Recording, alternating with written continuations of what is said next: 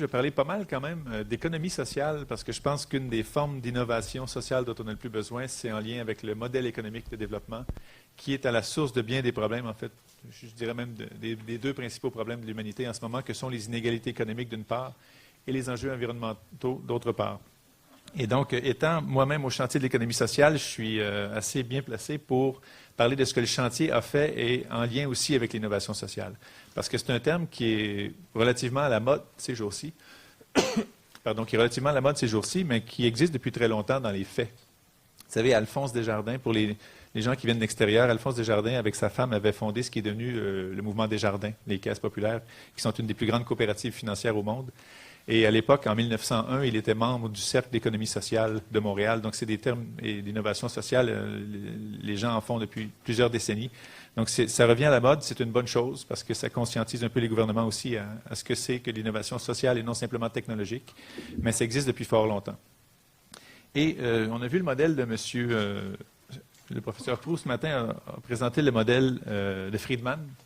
Moi, je me base sur un modèle le plus simplifié possible de 3 pôles, en fait. Et le professeur Mintzberg de l'Université McGill utilise ces 3 pôles-là, que sont le pôle gouvernemental, le pôle privé et le pôle collectif. Le pôle collectif rassemble plusieurs entités ou plusieurs sous-groupes, si je puis dire. Donc, l'économie sociale en fait partie et le communautaire en fait partie aussi, parce que techniquement, on va y arriver, l'économie sociale exclut le communautaire selon la loi au Québec. Souvent, on les met ensemble, on amalgame le tout et c'est pas plus mal. Mais par exemple aussi, les regroupements de bénévoles, les syndicats, les associations citoyennes diverses sont dans le pilier collectif. Et trop souvent, on a le réflexe de ne considérer que les 2 premiers piliers. Quand il y a un problème à régler ou un projet à créer de zéro, parce que l'économie sociale et l'innovation sociale, c'est pas juste pour arranger ce qui va mal, c'est aussi pour créer du beau à partir de zéro. Donc, on peut avoir une bonne idée qui crée quelque chose aussi. Et trop souvent, on a le réflexe de se demander est-ce que c'est le gouvernement ou le privé qui devrait s'occuper de tel ou tel projet, et on oublie trop souvent le pilier collectif. Et ce pilier-là est au centre de plusieurs innovations sociales, et je vais donner des exemples québécois qui ont transformé la société québécoise de fond en comble et qui ont eu, à la limite, beaucoup plus d'impact que la plus grande des innovations technologiques aurait pu l'avoir. Et notez que ces 3 piliers-là sont importants et doivent être en équilibre. Donc, moi, je me suis joint au chantier de l'économie sociale, pas pour combattre le privé. Je viens du privé, comme M. Proulx l'a expliqué. J'ai passé l'essentiel de ma carrière dans le secteur très privé de la finance très traditionnelle, ici et en Europe. Et ce n'est pas un secteur qu'il faut démolir ou combattre comme un ennemi. Cependant, il y a un équilibre à refaire, parce qu'en ce moment, c'est fortement déséquilibré dans ces 3 piliers-là. Le pilier privé prend beaucoup trop de place, puisqu'il empiète sur les 2 autres piliers. Ce que je veux dire par là, c'est que, par exemple, le pilier privé tente de privatiser des missions qui reviennent naturellement à l'État, donc le pilier gouvernemental, et le pilier privé désolidarise aussi le pilier collectif, de façon indirecte peut-être, mais de façon assez claire, en ce sens que le modèle privé actuel du rouleau compresseur de croissance pour la croissance, donc on veut augmenter le prix de l'action, on surproduit, donc on veut tout le temps que les ventes augmentent, c'est mathématique, et cette surproduction-là mène à une surconsommation, bien sûr, et cette surconsommation-là est alimentée par du surendettement dans bien des cas. Et un ménage qui est surendetté ne pense pas à s'impliquer dans le collectif, il pense à rembourser ses dettes au plus vite. Donc, ça désolidarise indirectement le pilier collectif, cette omniprésence du modèle privé. Et comme je le disais, ça empiète de plus en plus dans des secteurs qui étaient historiquement gouvernementaux, comme la santé, l'éducation, la sécurité publique, même dans certains cas. Il y a de plus en plus dans le monde de gated communities, qu'on appelle là, des gens qui vivent dans des forteresses. Ça, c'est un symptôme assez grave du modèle qui ne fonctionne plus, je le pense. On va y revenir tout à l'heure. Et donc, je parlais d'un équilibre entre ces 3 piliers-là, que l'économie sociale n'essaie pas de déplacer les 2 autres, ou l'innovation sociale qui en provient n'essaie pas d'éliminer les 2 autres. Au contraire, c'est une question d'équilibre. Et on a dans l'exemple, en fait, on a l'exemple dans l'histoire d'un pilier privé qui prend trop de place. Je pense qu'en ce moment, c'est le cas dans le monde. Les inégalités de richesse sont à un niveau inacceptable.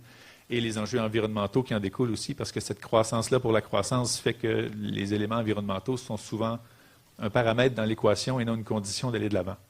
Ce que je veux dire, c'est qu'une entreprise privée qui calculerait qu'elle va être mise à l'amende pour 2 millions de dollars pour avoir pollué un site, si elle sait qu'elle va en retirer 20 millions de revenus, elle va s'en mettre 18 dans les poches et ça va finir là.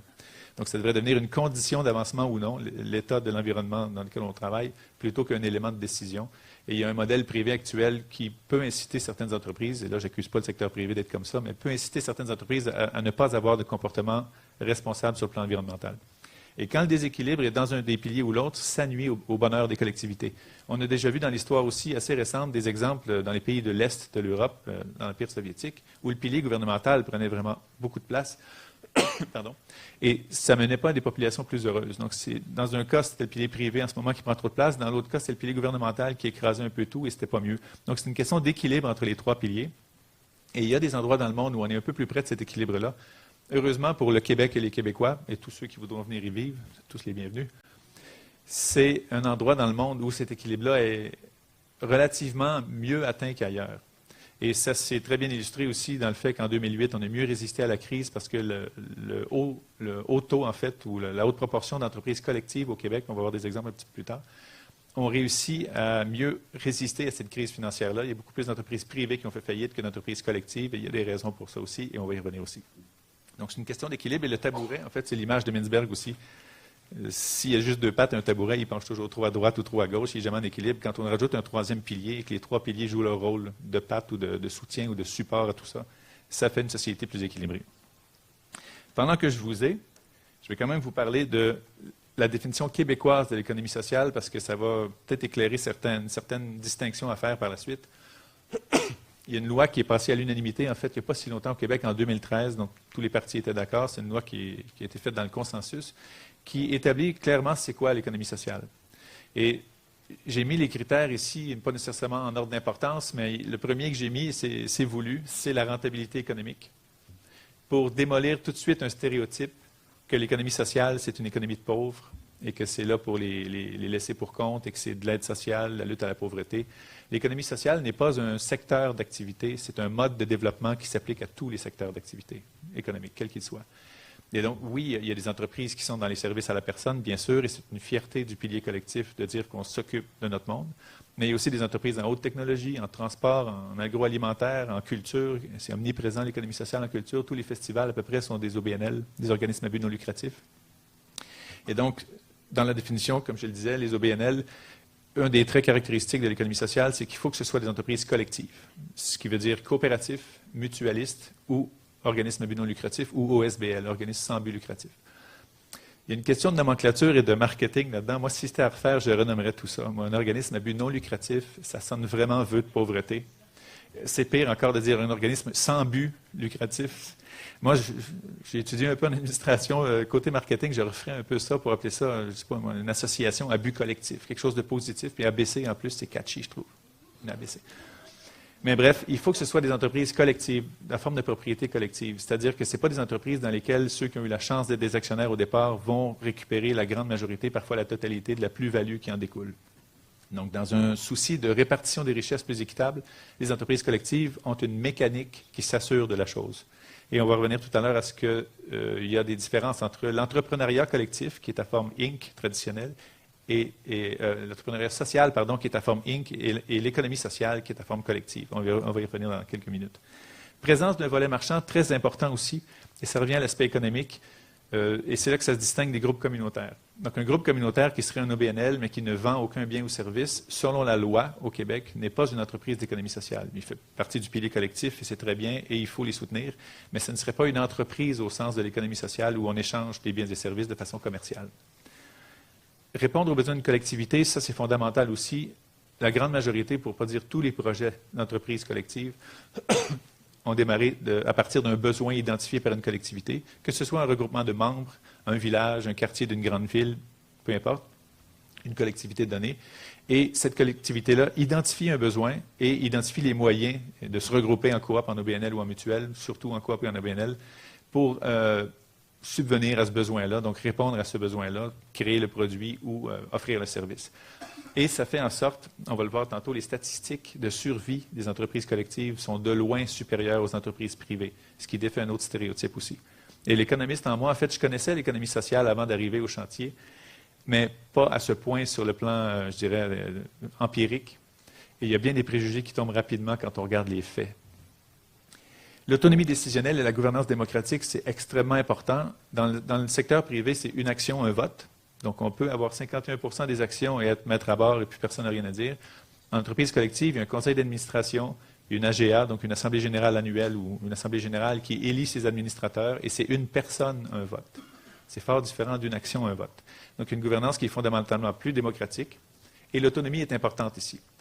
C'est-à-dire qu'une entreprise qui serait au BNL à volet marchand, mais dont le conseil d'administration, par exemple, est nommé par les pouvoirs publics, ça fait partie du pilier gouvernemental et non de l'économie sociale et du pilier collectif. Et un exemple de ça, pour ceux qui sont passés par Montréal avant de venir à Chicoutimi, il y a une entreprise qui s'appelle Bixi. C'est une location de vélo. Il y en a partout en ville. Il faut juste s'abonner. On peut laisser le vélo où on arrive et repartir avec un autre vélo. Et Bixi serait de l'économie sociale si le CA était autonome, mais comme il est nommé par la Ville de Montréal, ça fait partie du pilier gouvernemental. Distribution collective des profits, j'ai déjà fait allusion à ça, j'en ai parlé un petit peu, c'est une partie essentielle. En fait, c'est une des raisons principales qui m'ont amené au chantier de l'économie sociale. Je vais revenir aussi, mais les chiffres sur la disparité des richesses dans le monde sont devenus absolument intolérables, même à regarder. Donc, on imagine juste ce que c'est de le vivre quand on est dans le côté de ceux qui sont laissés pour compte là-dedans. Donc, une bonne partie des raisons qui m'ont amené au chantier, c'était sur la meilleure répartition des richesses et comment y arriver le plus vite possible sans créer une révolution. Ce matin, il y avait quelqu'un qui disait qu'il fallait que ce soit non violent. Moi, j'ai bien aimé cette intervention-là parce que des révolutions, ça cause pas mal de conséquences aussi. Donc, on peut peut-être vouloir changer un régime, mais quand on cause autant de tort, sinon plus, que de le faire de façon un peu plus lente, mais plus pacifique, je pense que la solution violente n'est jamais à être acceptée dans quelque révolution que ce soit. En chiffres, pour défaire certains stéréotypes que moi-même j'avais en partie avant. Donc, juste au Québec, l'économie sociale, c'est un géant économique. C'est un des endroits dans le monde où c'est le plus développé. En France aussi, c'est très développé. Au Brésil, il y a d'autres pays. Je pense qu'il y avait des gens du Brésil ce matin. Oui. Le Brésil aussi est une législation où l'économie sociale est quand même bien considérée et assez développée. Et juste pour le Québec, c'est plus de 7000 entreprises, donc coop au BNL surtout. C'est plus de 200 000 personnes qui travaillent dans ce secteur-là, donc c'est immense. En termes d'emploi, c'est extrêmement important. Le taux de survie, j'en parlais, après 10 ans d'existence, le taux de survie des entreprises collectives est plus du double de celui des entreprises privées.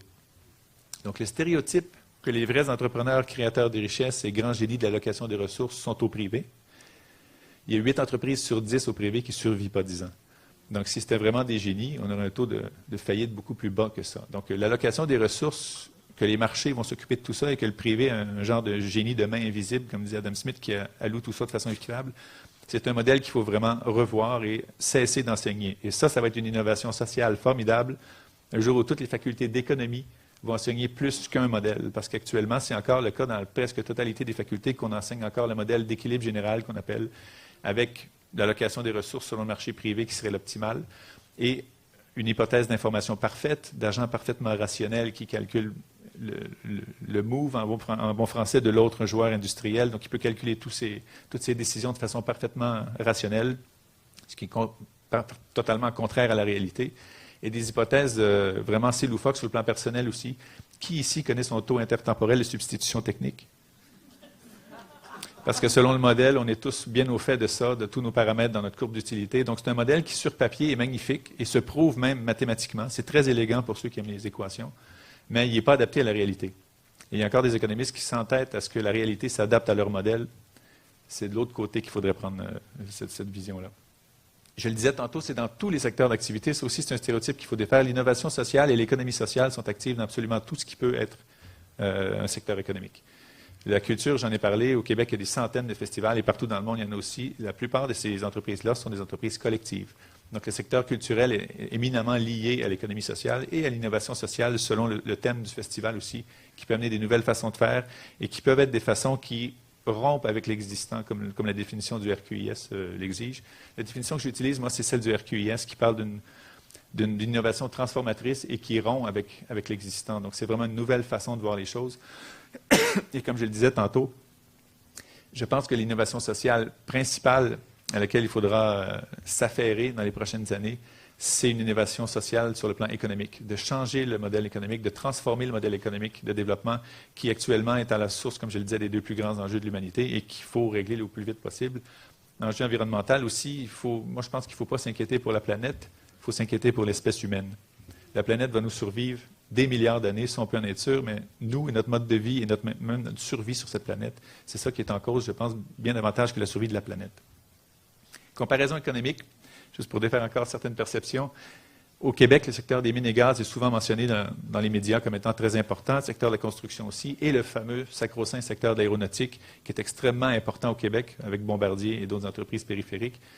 Mais ces trois secteurs-là, additionnés, équivalent à peu près à l'économie sociale au Québec. Donc, c'est plus de 40 milliards de dollars de chiffre d'affaires des entreprises collectives, donc Coop et OBNL.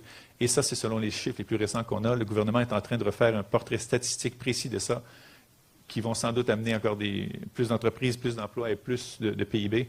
Ce n'est pas une question de simple PIB, on s'entend là-dessus, sauf que l'importance de l'innovation sociale qui provient de ces entreprises-là, ne serait-ce que par la mécanique dans la redistribution des revenus et de la richesse qui en découle, est extrêmement importante. Et donc, plus il y en a, mieux la richesse sera répartie. Encore une fois, ce n'est pas une lutte à finir contre le privé, mais c'est un meilleur équilibre à atteindre qui, pour l'instant, n'est pas atteint. Quelques exemples. Là, c'est des exemples surtout québécois, évidemment. Donc, je vais essayer de vous intéresser pour ceux qui venaient de l'extérieur du Québec. Il y a des exemples d'à peu près tous les secteurs ici. Desjardins et le pointeur ici. Ouais. Le voyez-vous, le petit point rouge? Ouais. Donc, Desjardins est la plus grande coopérative financière, en fait, la plus grande institution financière au Québec, une des plus grandes au monde et une des mieux capitalisées de la planète aussi. Donc, bon an, mal an, parmi les top 5 des entreprises les mieux capitalisées dans le secteur de la finance, Desjardins en fait partie. Et il y a dans ça des exemples assez, je dirais, insoupçonnés. Par exemple, dans le domaine de l'immobilier, qui est un domaine où il y a beaucoup de spéculation et d'accumulation de richesses, il y a des OBNL qui sont actifs là-dedans, qui ont changé le modèle d'affaires, c'est-à-dire que les profits qui proviennent d'un projet sont réinvestis dans un autre projet, tout ça dans un but collectif. Deux exemples très connus ici au Québec. En fait, Technopole Angus à Montréal, des anciennes usines d'une compagnie ferroviaire qui avait été désaffectée. Les terrains ont été décontaminés et on a construit du résidentiel et du commercial là-dessus. C'est un OBNL qui travaille à d'autres projets avec les profits des projets précédents. Et Utile, qui est une superbe innovation, en fait, c'est des étudiants de Montréal qui se sont regroupés en OBNL pour faire aussi des projets immobiliers de résidence étudiante. Ce qui a comme impact social, en plus, de libérer des logements plus grands pour des familles qui n'ont pas accès à ces logements-là. Parce que souvent, les étudiants se mettent à 4 ou 5, louent un 6 pièces, 7 pièces, 8 pièces, et ça coupe cette accessibilité-là à des familles qui n'auront pas les moyens de se payer autre chose de plus cher ailleurs. Donc, le fait que ce projet-là, non seulement produise plus de résidences pour les étudiants, c'est un bienfait, mais en plus, il y a le fait que ça libère du logement pour d'autres familles qui n'auront pas à se déplacer aussi. Donc, c'est un effet qui n'était peut-être pas directement l'objectif au début, mais qui a des conséquences très positives par la suite. Dans le domaine de l'environnement, Coop Carbone et Solon, c'est des projets de ruelles géothermiques. Donc, les maisons qui sont alignées suffisamment pour qu'il y ait une ruelle entre deux rangées de maisons, faire des puits géothermiques pour fournir en énergie ces maisons-là, c'est un projet qui est fait sous forme de coopérative, qui est extrêmement prometteur et qui peut aussi faire des petits. C'est ce qu'on appelle des franchises sociales, en fait. Si un projet a du succès, on peut exporter le modèle ailleurs au Québec et ailleurs dans le monde. Un exemple de franchise sociale, en fait, qu'on aimerait bien qu'il soit exporté partout dans le monde, c'est le réseau des CPE au Québec. CPE, c'est des services éducatifs. Ce n'est pas des garderies. Donc, c'est vraiment des services éducatifs à la petite enfance, donc avant l'âge scolaire.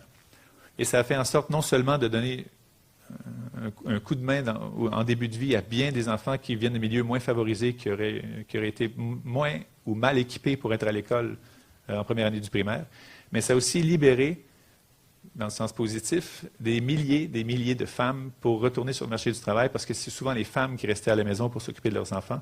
Il y avait certains pères, évidemment, aussi, mais c'est en grande partie des femmes qui ont pu, grâce à ça, avoir une carrière et contribuer non seulement à leurs compétences et leur formation de la société, mais contribuer à leur salaire aussi. Et ce que je veux dire par là, c'est qu'une innovation qui semblait être plutôt sociale sur le fait d'aider les enfants et les femmes, c'est devenu une innovation qui valait des milliards en termes économiques pour l'économie du Québec sur plusieurs années, alors que des dizaines de milliers de femmes sont retournées sur le marché du travail. Pour le PIB, pour ceux qui ne calculent qu'en chiffres, et il y en a encore beaucoup trop qui calculent juste en chiffres, ceux qui calculent juste en chiffres, même ça, sur ce plan-là, c'était une innovation formidable que les CPE. Même chose un peu pour les entreprises d'économie sociale en aide à domicile. Ça, il y en a partout au Québec. Et ça peut être aussi bien faire des ménages, donc les femmes de ménage que tout le monde connaît, partout il y en a, ou des aides à la vie quotidienne, ou aider quelqu'un, par exemple, à prendre ses médicaments, une personne âgée à prendre ses médicaments, donc l'aider dans des gestes pas purement médicaux, mais des gestes d'aide à la vie quotidienne. Et ça, ce que ça a fait comme innovation aussi, c'est d'enrayer tout le travail au noir qu'il y avait dans ce secteur-là. Avant que les ESSAD existent, la plupart des femmes de ménage, parce qu'encore une fois, c'était des femmes, excusez-moi, encore une fois, c'était souvent des femmes, travaillaient au noir et donc n'avaient aucune sécurité d'emploi, aucun bénéfice marginal, évidemment. Et le regroupement en ESSAD a non seulement permis d'améliorer les conditions de travail, mais de couper le travail au noir, donc des entrées fiscales pour le gouvernement. Et en plus, le taux de syndicalisation est relativement élevé dans les ESSAD et dans les CPE. Donc, ça a été une innovation sociale sur plein de plans, en fait, sur pas seulement le plan des services à la personne, mais aussi le plan économique et le plan de la sécurité de travail. Rapidement, pour passer à d'autres exemples, ici, la Guilde, comme l'indique un peu le logo, c'est une coopérative de jeux vidéo. Donc, on est loin du communautaire. Là, pour ceux qui ont le stéréotype que l'économie sociale et l'innovation sociale doivent nécessairement être dans le communautaire, c'est des programmeurs indépendants de jeux vidéo qui se sont regroupés, plusieurs centaines. Ils sont devenus du jour au lendemain la plus grande coopérative au monde en jeux vidéo. Donc, ils programment des jeux vidéo. Et c'est une chose qu'on n'aurait pas vue il y a 10 ou 15 ans, ça. Et ça me fait penser, moi, qu'il y a beaucoup d'espoir pour la nouvelle génération. Et vous en faites pas mal tous partie dans la salle. La nouvelle génération pense beaucoup plus collectivement qu'on ne le prétend. Donc, souvent, on dit que les fameux millennials, là, je ne sais pas si c'est milléniaux, la traduction, ou millénaires, mais bref, cette génération-là, on la dit souvent très égoïste, retournée vers elle-même sur son petit appareil. C'est vrai que vous êtes pas mal sur votre petit appareil, mais vous pensez beaucoup plus collectivement que les générations d'avant. Et les jeunes qui viennent nous voir au chantier pour lancer des projets, dès le départ en coopérative et en OBNL, on ne voyait pas ça dans mon temps. Hein. Et une chose que je dis partout dans mon temps, quand je suis sorti de l'école, notre modèle de redistribution de la richesse ou de redonner la collectivité, c'était en 2 étapes. D'abord millionnaire, ensuite philanthrope. Ce n'est pas le modèle idéal, ça, parce que le temps de devenir millionnaire et d'accumuler, là je ne dis pas que je suis millionnaire, c'est pas ça que je dis, mais le temps de s'enrichir assez pour être assis sur un magot, avoir le pactole et se dire je vais maintenant magnanimement redonner à ceux qui m'ont tant donné, c'est magnifique. Ceux qui ont le moyen de donner à ceux qui en ont peu ou pas assez, c'est très bien, il faut applaudir à ça. Mais on ne peut pas se dire que dans 20, 30 ou 50 ans, on devra encore compter sur des gens qui en ont beaucoup trop pour donner à ceux qui n'ont rien. Il faut changer le modèle même pour que la richesse soit mieux répartie en chemin. Et ça devient une urgence. On va avoir des chiffres tantôt. Et donc, les jeunes, pour revenir à ce que je disais sur mon espoir avec la nouvelle génération, qui est beaucoup plus collective qu'on le croit, les jeunes pensent d'entrée de jeu maintenant à une coop ou un OBNL pour lancer leur projet, qui va créer exactement la même richesse que si ça avait été une entreprise privée, sauf qu'ils savent très bien que mécaniquement, ça va être mieux réparti en chemin, parce que l'OBNL, de par la loi, de par sa fonction, doit réinvestir les surplus qu'on appelle. On n'appelle pas ça des profits, pour se distinguer un peu. Donc, les profits qui sont issus des activités d'un OBNL ou d'une coop sont collectivement réinvestis dans l'entreprise sous forme de nouveaux services, ou de meilleurs services existants. Donc, il y a une mécanique là-dedans qui s'assure que la redistribution est mieux faite. Au secteur privé, tantôt j'en parlais, je faisais allusion à l'entrepreneuriat social, qui est de plus en plus en vogue aussi. On entend ça de plus en plus, l'entrepreneuriat social. Au sens de la loi québécoise, ce n'est pas de l'économie sociale parce que c'est une entreprise Inc., donc incorporée à but lucratif, souvent sous forme d'action. En France, cependant, l'économie sociale et l'entrepreneuriat social sont amalgamés dans la même loi. Ici, au Québec, on distingue la forme de propriété. Et encore une fois, ici, Mintzberg de McGill a une petite phrase qui dit « Ownership matters ».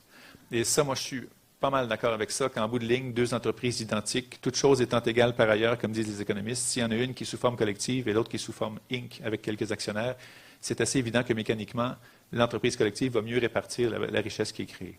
Donc, encore une fois, ce n'est pas une lutte à finir entre les deux, mais si on peut inciter plus de jeunes à créer des entreprises sous forme collective, ça va faire partie de la solution pour l'inéquité de richesse et même pour l'environnement, puis on va y revenir. Donc, sans passer tous les exemples les uns après les autres, il y a des exemples ici en agroalimentaire, les marchés publics, en fourniture scolaire, les étudiants se sont pris en main et se sont créés une coopérative qui fournit leurs fournitures scolaires et souvent aussi les services alimentaires sur un campus. Donc, ce sont de beaux exemples de prise en main, à la limite d'empowerment, comme on discutait ce matin. Ça, c'est l'Association des radios communautaires du Québec, qui sont des médias locaux un peu partout, qui sont à peu près la seule source d'information locale, parce que les grands médias au Québec, il y a des études qui montrent qu'à peu près la totalité des informations au Québec viennent de 3 grands centres que sont Montréal, Québec et Saguenay, le Saguenay. Et donc, en dehors de ça, au Québec, quelqu'un qui habite en Abitibi et qui a la circulation de Montréal le matin, ça ne l'aide pas tellement, ça ne change pas sa journée. Donc, l'ARC a un magnifique projet de regrouper les radios communautaires partout au Québec pour en faire un centre unifié d'information où tout le monde pourrait savoir ce qui se passe un peu partout au Québec. Et moi, j'espère que, par exemple, les journalistes et les recherchistes politiques dans chacune des formations pourraient utiliser ça comme source d'information très, très, très riche, en fait, en outils pour mener un meilleur débat public et faire de la meilleure politique publique. Par exemple, dans le domaine de la santé, quand on entend parler qu'il s'est fermé, je ne sais pas moi, 15 ou 20 ou 100 lits à Montréal. On entend très peu parler de ça en région aussi, alors qu'il se ferme aussi des lits dans les hôpitaux en région. Donc, ce serait une belle source pour enrichir le débat public et la fonction de création de politique publique aussi. Donc, c'est un projet qui, en soi, va être une innovation sociale sur le plan de l'information et je dirais même de la démocratie. Quand on vote sans savoir exactement l'état de situation, on ne peut pas dire qu'on est en démocratie fonctionnelle. Et donc, un média mieux organisé pour qu'on sache ce qui se passe partout au Québec est essentiellement démocratique même dans son projet. EcoFab, ce matin, il y a quelqu'un qui a parlé des Fab Labs. Je ne vois plus la dame qui a parlé des Fab Labs. Oui, madame. Donc, EcoFab est un Fab Lab sous forme collective. Donc, quelqu'un qui a une idée d'un prototype peut aller le tester avec des imprimantes 3D, des découpeurs laser. Donc, on peut aller tester un prototype sur place et c'est une entreprise collective. C'est extrêmement porteur comme potentiel d'innovation, même technologique. Je m'en voudrais de pas mentionner le monastère des Augustines, qui est un projet immobilier, mais hôtelier. C'est en fait, les sœurs, les Augustines à Québec ont cédé le monastère à un projet hôtelier qui est un OBNL et qui inclut aussi un projet de santé globale, c'est-à-dire la santé physique à travers l'alimentation, l'exercice, le yoga, les arts, etc. Et donc, c'est une innovation sociale en soi de faire. Quand on va dans cet hôtel-là, il n'y a pas de télévision. Le Wi-Fi rentre pas mal juste dans l'entrée, dans les chambres, c'est pas fameux. Donc, moi, quand je vais à Québec, je dors toujours là, je sauve 2-3 heures de sommeil par nuit, parce que j'évite d'écouter RDI, ça c'est notre chaîne en continu ici, chaîne d'information, et c'est la même boucle de 8 minutes, à peu près, qui tourne pendant 3 heures, mais on est hypnotisé devant, puis on reste devant au cas où il y a une nouvelle. Donc, pour moi, c'est une innovation magnifique. Je dors 2-3 heures de plus quand je vais dans cet hôtel-là, il n'y a pas de télévision. Insertec est une magnifique entreprise collective d'insertion socio-professionnelle, donc des gens qui n'ont pas facilement accès au marché du travail pour 1000 raisons, et ce n'est pas simplement pour des causes, par exemple, de toxicomanie ou des anciens prisonniers, ce n'est pas un projet uniquement pour ça. Il peut y en avoir, mais ça peut être des gens aussi tout à fait standards dans le sens, disons, sociologique, qui n'y a pas de trait particulier, et qui vont aller passer, par exemple, une période de plusieurs semaines chez Insertec, acquérir du savoir-être autant que du savoir-faire, et ensuite avoir un boulot permanent dans l'industrie, sur le marché du travail, un peu partout. Et il y a des milliers de personnes, globalement au Québec, qui passent par de telles entreprises d'insertion. Il y a un collectif qui a été créé aussi autour de ces entreprises-là pour offrir de meilleurs services. Donc, ça, en soi, c'est des innovations sociales qui, encore une fois, sur le plan humain, valent de l'or, et sur le plan économique aussi, pour les pouvoirs publics, c'est très payant. Bon, les autres, ça ne vous dit peut-être pas grand-chose pour les étrangers, mais à Granby, il y a un zoo. Et même les Québécois ne savent pas que c'est un OBNL. Donc, c'est une entreprise collective qui est à la fois culturelle, à la fois environnementale et qui crée aussi de la richesse locale. Donc, dans tous les secteurs d'activité, c'était juste pour vous illustrer la variété, puis on aurait pu mettre 7000 logos parce que 7000 entreprises, au moins. Dans tous les secteurs d'activité, l'économie sociale peut être le modèle de développement, donc sous forme collective, une coopérative ou un OBNL, créer exactement la même richesse, le même nombre d'emplois et répartir la richesse qui en découle. Les espaces de coworking, je suis sûr que vous avez tous entendu déjà cette terminologie-là. Il y a de plus en plus de travailleurs autonomes partout dans le monde. Le Québec, il n'y échappe pas. Et beaucoup de ces espaces-là sont organisés sous forme collective, sous forme d'OBNL souvent, ou de coopératives de solidarité, par exemple, ce qui fait en sorte que les gens non seulement ont un espace pour travailler, des équipements pour imprimer, certains services de bureautique aussi, mais en plus, l'échange des idées sur place peut faire accélérer certains projets. Donc, c'est extrêmement riche comme façon de travailler pour tous les travailleurs autonomes qui, auparavant, étaient dans leur sous-sol ou dans leur petit bureau ou dans une partie de leur appartement et qui, maintenant, peuvent non seulement partager leurs idées, mais entendre un peu ce qui se passe, puis être dans un environnement social un peu plus agréable aussi. Donc, en soi, c'était une innovation sociale de créer ces espaces-là et beaucoup d'entre eux sont sous forme collective. Avant de passer, en fait, je vais rester sur la dernière des diapos pour vous parler quelques minutes encore avant d'échanger, parce que c'est ce que je préfère, les échanges avec les gens. La mission du chantier, c'est en gros la promotion et le soutien de l'entrepreneuriat collectif, de l'économie sociale. Vous allez souvent m'entendre dire entrepreneuriat collectif plutôt qu'économie sociale, parce que j'ai découvert que quand on dit économie sociale ou innovation sociale, les gens tout de suite, les préjugés embarquent à cause du mot social. C'est un peu triste, mais le mot social est devenu péjoratif, on dirait, dans la modernité. On dirait que c'est tout de suite rattaché à la lutte, à la pauvreté, à l'aide sociale, au système social en général, qu'on attribue surtout aux laissés pour compte en général. Et donc, quand on dit entrepreneuriat collectif, on dirait que les gens sont plus enclins à écouter ce qu'on veut dire par la suite. Donc, moi, j'ai le réflexe de dire entrepreneuriat collectif, mais je parle d'économie sociale en général. C'est très triste d'ailleurs que le mot social soit péjoratif. À la racine, c'est un mot latin qui veut dire compagnon, societas. Donc, c'est un très beau mot. Et même, le terme « économie sociale », pour certaines personnes, est contradictoire en lui-même. Parce que l'économique et le social, c'est deux termes qui ne pour bien des gens, de façon moderne, c'est un contre l'autre. Comme si la richesse se crée du côté économique et que l'aide aux démunis venait du côté social. Mais ça n'a aucun sens de penser en ces termes-là. Même le mot économie veut dire gérer le foyer, gérer la chose. Donc, il y a quelque chose de collectif dans le mot économie, il y a quelque chose de collectif dans le mot social. Ces deux mots-là vont très bien ensemble. Donc, la grande mission du chantier, c'est la promotion et le soutien de tout ce qui est entrepreneuriat collectif, économie sociale, et de favoriser, je dirais, la création de plus en plus d'entreprises dans le domaine et de réseauter aussi, lorsque nécessaire ou lorsque c'est un besoin, réseauter les entreprises dans les mêmes secteurs et donc d'être un genre de carrefour de l'économie sociale au Québec.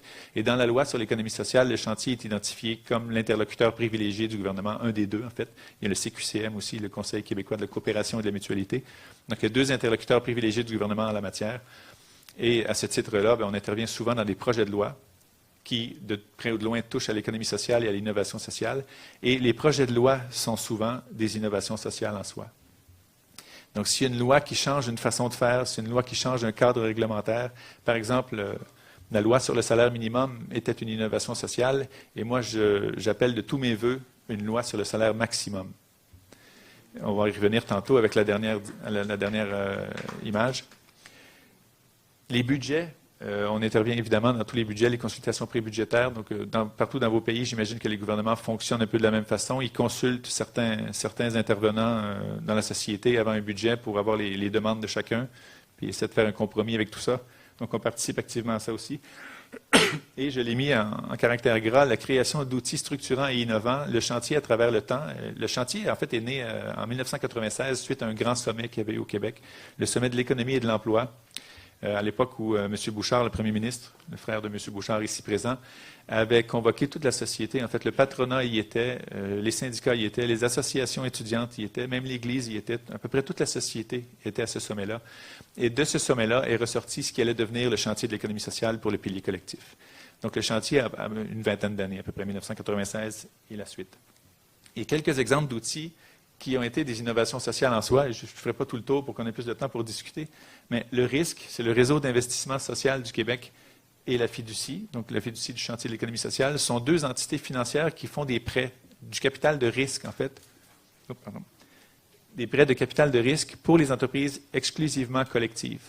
Donc on s'est rendu compte que le privé avait beaucoup d'outils traditionnels qui existaient avec les banques et les institutions financières en général. Les collectives avaient de la difficulté à se trouver du financement, donc on a créé ces deux outils-là, ce qui fait en sorte qu'une entreprise, une coop ou un OBNL, par exemple, qui a besoin de s'acheter un édifice ou de se bâtir un édifice, peut avoir des prêts de ces entités-là qui dépassent le million de dollars avec un congé de capital de 15 ans. Parce que ça veut dire qu'ils ont 15 ans pour rembourser le capital fondamental. Donc, soit ils trouvent un autre financement entre-temps pour rembourser, ou soit ils ont 15 ans pour commencer à rembourser le capital. Donc, ce sont des outils de véritable capital patient de risque. Et quand je dis de risque, c'est que c'est des projets qui peuvent être risqués, sauf que le taux de succès, on l'a vu auparavant, les taux de survie sont de loin supérieurs. Et quand j'étais dans le privé, moi, c'était pas rare de voir du capital de risque dont le taux de perte était de 60-70 %. Parce qu'on mise sur le coût de circuit qui va faire le nouveau Google, qui va faire en sorte que ça rembourse tout le reste. Mais en termes de taux d'échec, c'est souvent 60-70 %. Le taux d'échec du risque se situe dans les 14-15 %. Donc, c'est vraiment phénoménal comme analyse de dossier et ça prouve aussi la force du collectif. Donc, quand, en temps de crise, deux entreprises sont assez similaires, mais qu'une est privée et l'autre est collective, c'est là qu'on voit la différence dans le Ownership Matters de Mintzberg. L'entreprise privée, dans sa mission, doit préserver le bilan aussi parce qu'elle est là pour le rendement aux actionnaires en bonne partie. Donc souvent, elle va délocaliser une usine, fermer une usine pendant quelques mois ou la fermer définitivement. Alors que l'entreprise collective, comme elle provient d'un besoin du milieu, les gens vont serrer les coudes pour passer à travers la crise parce qu'ils veulent garder le bien ou le service que l'entreprise produit. Et ça mène à des taux de survie beaucoup plus élevés. Ça mène au fait que dans la crise de 2008, il y a beaucoup moins de coopératives et d'OBNL partout dans le monde qui ont fait faillite que d'entreprises privées. Et d'ailleurs, depuis la crise de 2008, en Espagne et en Angleterre, par exemple, deux pays très touchés, il y a des centaines, voire des milliers de coops qui ont été créés depuis ce jour-là, constatant que c'est un modèle d'entreprise qui est plus pérenne, en fait. D'autres innovations sociales, en fait, le TIES, Territoire innovant en économie sociale et solidaire, est une organisation qui s'occupe de transfert et de liaison en économie sociale, donc veille à transférer les bonnes idées d'une région à l'autre et de faire un genre de survol ou de veille, en fait, des beaux projets et de comment créer aussi, par exemple, des franchises sociales, comment créer des communautés de pratique. Et le TIES a un très important mandat en ce moment de mesure d'impact. Et ça va être une innovation sociale en soi le jour où on pourra, je dirais, précisément mesurer les impacts d'un projet sur tous les plans. Parce qu'actuellement, par exemple, quand il y a un appel d'offres gouvernemental, souvent, on va aller au plus bas soumissionnaire. On va y aller sur l'économique. Mais il y a quand même au moins 3 colonnes dans un projet. Il y a l'économique, il y a l'environnemental et il y a le social. Certains ajoutent même le culturel, j'en suis. Je trouve que c'est une très bonne idée d'ajouter le pilier culturel au développement durable. Mais bref, même si on se limite aux 3 premiers, le jour où on pourra précisément paramétrer l'impact social d'un projet, pas nécessairement en termes de dollars, ça peut être une autre mesure, mais on pourra paramétrer cet impact social-là et cet impact environnemental-là, entre autres en dollars, mais aussi sous d'autres fonctions aussi, diversité, biodiversité, impact sur une population ou certaines espèces rares, par exemple. Donc, le jour où on pourra vraiment paramétrer ces 3 colonnes-là, l'économique, on le fait déjà assez bien, mais le social et l'environnemental, quand on pourra paramétrer ça, les appels d'offres vont être transformés du tout au tout parce qu'on n'ira plus nécessairement au plus bas soumissionnaire, on va aller au projet globalement le plus rentable pour la société en général. Et ça s'en vient. Il y a beaucoup de projets partout dans le monde, il n'y a pas encore de consensus, mais le jour où on pourra faire ça, ça va être une innovation sociale / économique absolument formidable pour toutes les collectivités dans le monde. Rapidement aussi, Commerce solidaire, c'est un genre de Amazon. Donc, c'est un site web, c'est une vitrine commerciale web pour les produits de l'économie sociale. Donc, les entreprises peuvent vendre leurs biens et services à travers cette vitrine-là. Et le GSEF, en fait, c'est Global Social Economy Forum. C'est la plus grande conférence en économie sociale à peu près jamais produite, qui a été faite à Montréal. Donc, le Québec et Montréal ont été les hôtes de cette conférence-là. Et de ça est ressorti ce qu'on appelle le CITES. C'est un Centre international de transfert en innovation et en économie sociale. Très bel acronyme. Et le CITES devient aussi un centre de liaison de transfert en quelque sorte, un genre de TIES, mais sur le plan mondial. Et le siège social du CITES est ici au Québec, à Montréal. Donc, ce sont des innovations en soi qui mènent à d'autres innovations sur le plan un peu plus local par la suite. Pour la suite des choses, j'ai mis 3 défis ici. Pour l'innovation sociale en général, mais aussi et surtout pour l'économie sociale, qui est peut-être, je dirais, le penchant économique de l'innovation sociale. Et là, je ne veux pas dire que le secteur privé ne fait pas d'innovation sociale. Il y a de l'innovation sociale qui vient de partout. Il y a de l'innovation sociale qui vient d'une mère de famille, en fait, qui a une idée qui va devenir un projet que tout le monde adopte. Le professeur Proust, ce matin, disait que pour être une innovation, il faut que ce soit adopté quelque part. C'est tout à fait vrai. Si on est le seul à avoir une bonne idée dans son salon, ça ne change pas la société. Il faut qu'elle soit adoptée par des entreprises, par des collectivités, par des gouvernements dans certains cas. Et l'innovation sociale, donc, vient de partout. Mais sur le plan de l'économie sociale, un des principaux défis, ça va être la définition de l'économie sociale et la terminologie qu'on utilise pour en parler, pour que les gens soient vendus à l'idée, finalement, si je peux le dire ainsi. Puisque, comme je le disais, il y a encore beaucoup de préjugés et de stéréotypes rattachés à l'économie sociale qui sont absolument sans fondement. Donc, je parlais tantôt de certains préjugés, mais il y en a... la solidité, j'en ai parlé, c'est un genre d'entreprise qui survit plus longtemps et qui est plus solide. La taille, les gens ont l'impression que c'est que des petits OBNL secondaires et que l'entreprise privée est gigantesque. Or, si on fait le classement ou la classification des entreprises en termes de, par exemple, 0 à 10 employés, 10 à 50, 50 à 100, 100 et plus, 200 et plus, il y a proportionnellement plus d'entreprises collectives qui sont grandes que d'entreprises privées. Donc, les coopératives, en général, tendent à être plus grandes que l'entreprise privée. Donc, il y a beaucoup de stéréotypes à défaire. Et au Québec, c'est peut-être particulier, et c'est peut-être pas le cas dans tous vos pays d'origine, mais au Québec, le tissu économique est composé essentiellement de petites et moyennes entreprises. Il y a quelques grands fleurons internationaux, des multinationales, Bombardier en est une, SNC-Lavalin, etc. Mais essentiellement, le reste des entreprises au Québec, en grande majorité, c'est moins de 10 employés et même une grande proportion, moins de 5 employés, même dans le secteur privé. C'est ce qui fait la vitalité de l'économie québécoise. Donc, dans le secteur collectif, c'est un peu similaire, mais comme je le disais, proportionnellement, même les grandes entreprises sont plus collectives que privées. Le soutien financier public. On entend tellement souvent que l'économie sociale est un secteur de subventionnés et que ça ne survivrait pas sans l'aide publique, alors que si on prend les chiffres, encore une fois, les faits, le secteur privé reçoit immensément plus de soutien public sous forme de subventions, de crédits d'impôt remboursables et autres que le secteur collectif. Je mentionnais Bombardier. Récemment, vous êtes peut-être arrivé récemment au Québec, mais Bombardier a reçu de l'aide de plusieurs centaines de millions, voire en milliards récemment, qui à elle seule équivalent à l'histoire de l'économie sociale sur 4 planètes. Donc, c'est vraiment, il y a un déséquilibre. Pas un déséquilibre, une mauvaise perception là-dessus. C'est le rôle du gouvernement d'appuyer le développement économique. Donc, c'est bien que le gouvernement aide le secteur privé. C'est bien qu'il aide le secteur collectif aussi. Mais il faut cesser de répandre la fausseté que le secteur collectif ne survit que grâce aux subventions. Il en reçoit moins que le secteur privé. Et changer le réflexe omniprésent. J'en ai parlé un petit peu en introduction, on a trop souvent le réflexe de se dire est-ce que c'est le gouvernement ou le privé qui devrait s'occuper de ça, sans inclure un troisième pilier qui est le pilier collectif, qui souvent est le mieux à même de s'occuper d'un projet qui soit culturel, agroalimentaire, de transport, de technologie dans certains cas, pour en assurer la survie et en assurer aussi la cohésion et la participation citoyenne. Parce que dans ces projets-là, comme je le disais tantôt, il y a une gouvernance qui est beaucoup plus démocratique, beaucoup plus, je dirais, invitante qu'une entreprise Inc. dans sa forme traditionnelle.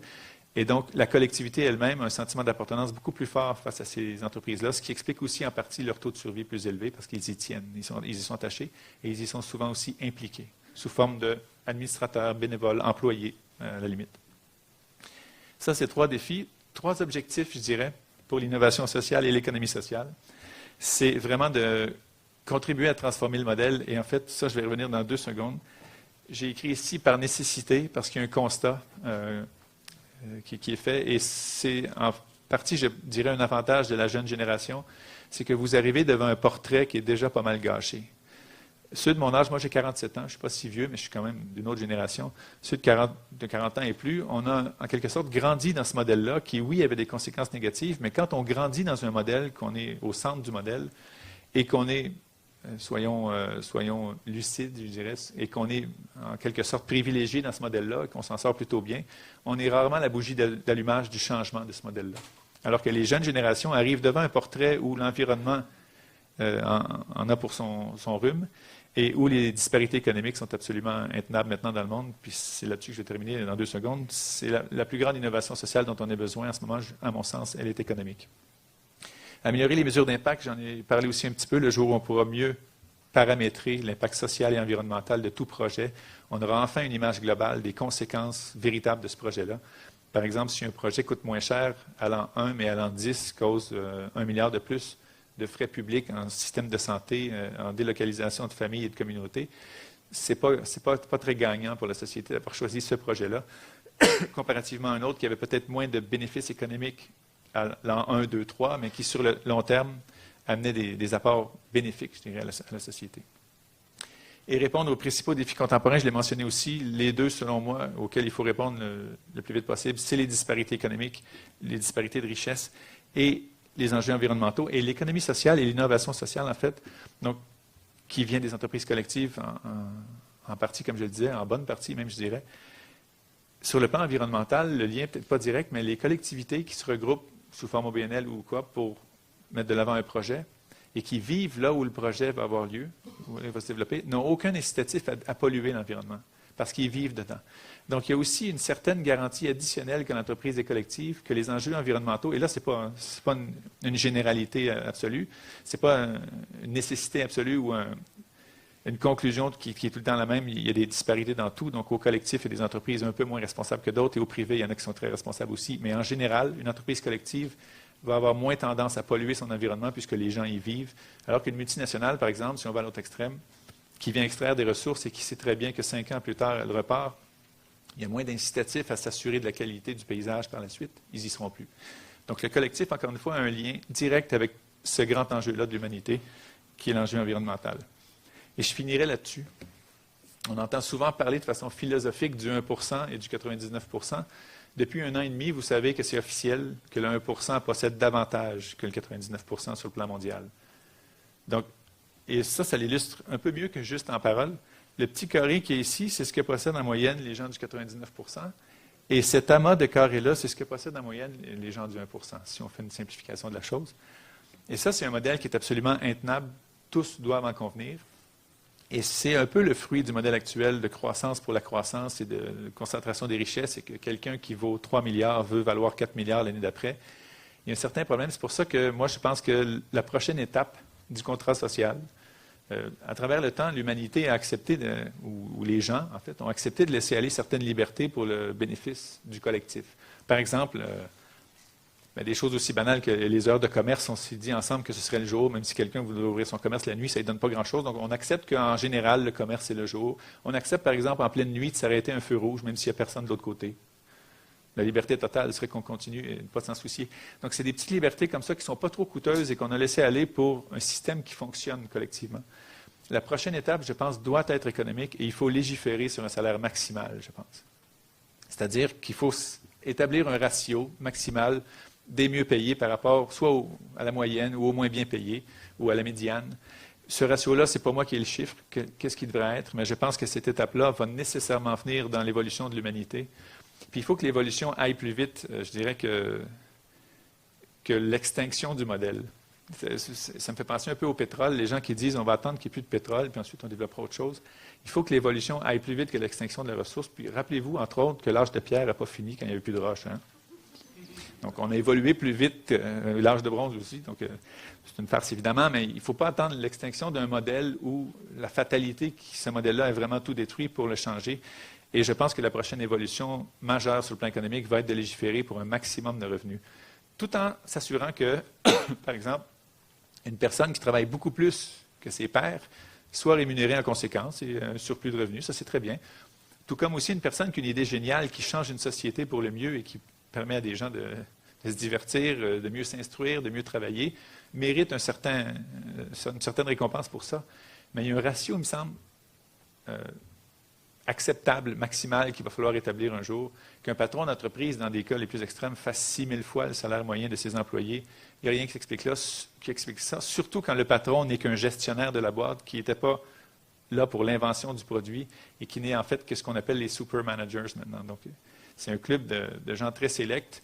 Et parmi les archimilliardaires, ou ceux qui gagnent le plus, les archimillionnaires, il y a très peu de grands athlètes ou de grands génies là-dedans. C'est souvent des super managers, ce qu'on appelle, qui vont d'une boîte à l'autre avec des augmentations de salaire à chaque fois, qui quittent souvent des entreprises qu'ils ont laissées en piètre état avec des primes de séparation astronomiques. Et donc je ne sais pas, moi, s'il y avait un salaire maximal de X par rapport à l'employé moyen, il y a des gens qui pourraient très bien vivre de leur génie, de leur travail, mais il y aurait une société beaucoup plus équilibrée. Et ça va prendre, je pense, beaucoup d'efforts d'explication pour que ceux qui sont du côté du 1% acceptent ça. Quoique, il y a des gens comme Bill Gates et Warren Buffett qui parlent déjà de ça, qui ont déjà promis de léguer la presque totalité de leur fortune à une fondation et non à leur famille. Donc, c'est très bien, mais il faut quand même prévoir la construction d'un modèle qui va créer moins de Bill Gates et de Warren Buffett, en fait, et que cette richesse-là de milliards soit mieux répartie d'entrée de jeu ou à travers le temps. Et cette statistique-là ou cette image-là paraît effarante, mais il y en a une qui est bien pire. Oxfam calcule chaque année le nombre de personnes qui possèdent autant que la moitié de l'humanité. C'est une statistique qui est assez intéressante. Il y a 1 an et demi, c'était 67 personnes. 67 humains possèdent autant que la deuxième moitié de l'humanité, 3,5 milliards de personnes. Et ils l'ont remise à jour cette année, et ce n'est pas 67, c'est 8. Donc les 8 hommes les plus riches, évidemment, les Warren Buffett, Bill Gates, Carlos Slim au Mexique, etc., possèdent autant à eux 8 que la moitié de l'humanité dans le bas de l'échelle. Donc, il y a vraiment un modèle intenable là-dedans, et même les économistes les plus orthodoxes du FMI, de la Banque mondiale, de l'OCDE, commencent à dire qu'il faut régler ce problème-là. Et moi, je pense que ça passe en partie. Ce n'est pas une panacée, l'économie sociale et l'entrepreneuriat collectif, mais je pense que ça passe en bonne partie par le fait d'avoir plus d'entreprises qui seront collectives, laisser une place à l'innovation dans le secteur privé aussi et à l'initiative privée. Donc, encore une fois, revenir à ce concept d'équilibre entre le gouvernement, le privé et le collectif, mais rééquilibrer les choses pour le mieux parce qu'on en a grandement besoin. Et cette image-là, peut-être qu'elle ne ferait pas les gens qui sont dans le 1%, mais on peut peut-être le rappeler pour ceux qui aiment l'histoire qu'en 1789, en France, le 1% n'a pas eu une belle année. Et qu'il ne faudrait pas en arriver à une situation similaire dans d'autres pays. Je pense que le Québec, et sans doute la plupart de vos pays, sont un petit peu loin d'une révolution de la sorte. Mais il y a des endroits dans le monde où ça peut éclater, là où la richesse obscène côtoie la pauvreté la plus abjecte. Il y a quelque chose qui ne fonctionne pas. Il faut revoir ce modèle-là, évidemment. Et dans le cas de la France, en fait, c'était des coupures beaucoup plus drastiques que celles auxquelles on assiste ici. C'était beaucoup plus définitif comme coupure. Donc, je ne pense pas que c'est des révolutions qu'on va voir partout sur la planète. J'espère qu'on ne le verra nulle part sur la planète, ou qu'on n'en verra plus, parce qu'on en a vu. Mais il faut y voir avant qu'on en arrive là. Et je pense que l'entrepreneuriat collectif et l'innovation sociale qui en découle, et donc, à la base de tout ça, une innovation sociale économique, dans le sens d'une transformation du modèle économique. Je pense que c'est en chemin, parce que, comme je le disais, les jeunes avec qui on collabore au chantier, de plus en plus, ont l'esprit collectif, parlent beaucoup en termes de leadership partagé, de co-création, de co-design, etc. Ils sont très ouverts à ça, et moi, ça me donne un espoir phénoménal dans cette génération-là, non seulement pour le modèle économique, mais aussi pour les comportements environnementaux plus responsables, parce que vous êtes en fait la première génération qui, dès le début de l'école primaire, a entendu parler de recyclage, récupération, réutilisation depuis le début. vous l'avez comme intégré, ce comportement-là, beaucoup plus que les générations d'avant. Donc moi, j'ai beaucoup d'espoir dans cette nouvelle génération. Vous êtes vraiment très docile et très attentif. Merci beaucoup.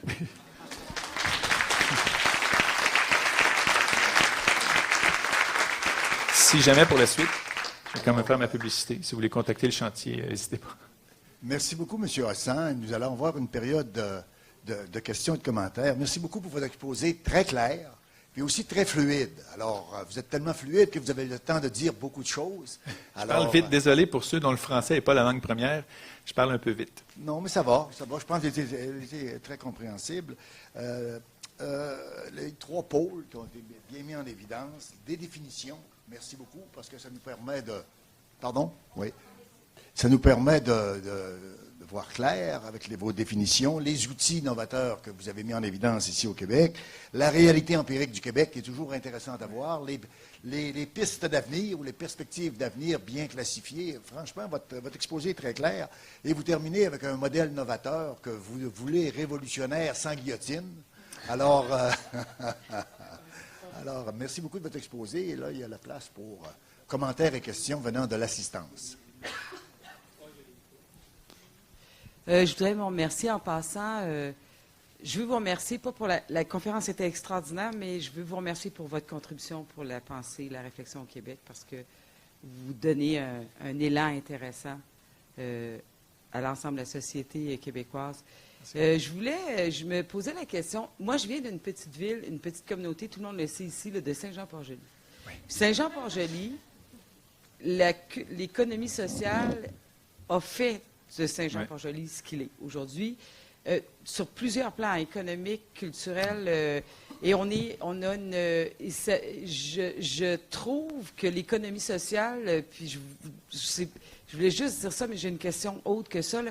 L'économie sociale a ceci de fort, c'est qu'il amène une fierté. Et c'est une fierté qui est partagée. Et honnêtement, là, il y a d'autres villages à côté, puis on dit toujours que le Saint-Jean-Port-Joli a quelque chose de différent. Ils se prennent la tête. On ne se prend pas la tête. On est fiers d'être ce qu'on est parce qu'on a tous travaillé ensemble pour ce qu'on est. Et à ce titre-là, je salue l'économie sociale parce que c'est aussi ça. Hein, c'est très différent de l'entreprise privée qui les personnes, j'imagine, sont fières. Mais là, il y a quelque chose, il y a des retombées beaucoup plus identitaires. Et ça, c'est vraiment intéressant. Je me posais la question, pourquoi vous parlez du revenu maximum, mais vous ne parlez pas du revenu minimum garanti? C'est aussi un beau débat, en fait. J'espère que le ministre Blais, au Québec, le ministre responsable de ça, a été chargé, en fait, par le premier ministre de réétudier la question. Lui-même en était un spécialiste avant d'être en politique. Et c'est à étudier. Là-dessus, je pense qu'il faut vraiment regarder ce qui est le plus efficace.